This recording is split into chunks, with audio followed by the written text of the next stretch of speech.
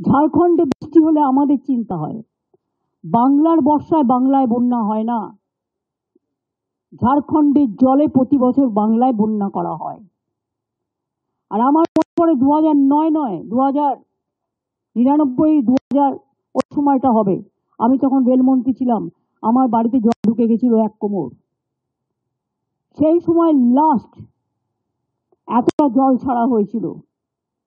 তারপর থেকে আমরা গভর্নমেন্টে আসার পর থেকে আমরা কিন্তু কন্টিনিউয়াস মনিটরিং করি। এই প্রথম আমি দেখলাম এতদিন বাদে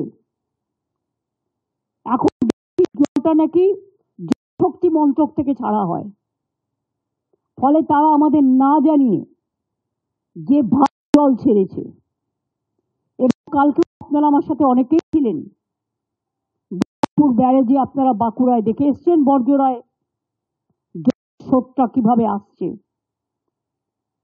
এখন খানাকুল 1, 2, উদয়নারায়ণপুর, আমতা, উলুবেড়িয়া ওই দিকটা, ঘাটাল অনেকটাই জলের তলায় আছে। করে আসার পর করবার আগে মিনিস্টাররাও গিয়েছিলেন, তারপরে চিফ সেক্রেটারি নিজে গিয়েছিলেন।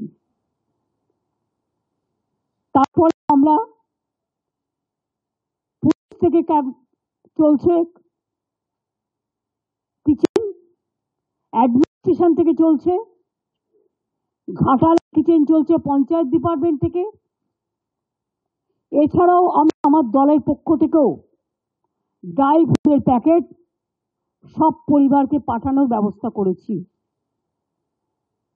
রাস্তা ছাড়াও, যেটা আমি বাড়ির কথা বলছিলাম, 11 লক্ষ বাড়ির মধ্যে আমি ইতিমধ্যে 65,000 বাড়ি মাইনরিটি ডিপার্টমেন্ট থেকে ডেস্টিটিউট উইমেনদের করে দিচ্ছি। এখন বন্যায় যে বাড়িগুলো একেবারে রসাতলে গেছে, মানে ভেঙে গেছে, সম্পূর্ণভাবে বিধ্বস্ত হয়েছে,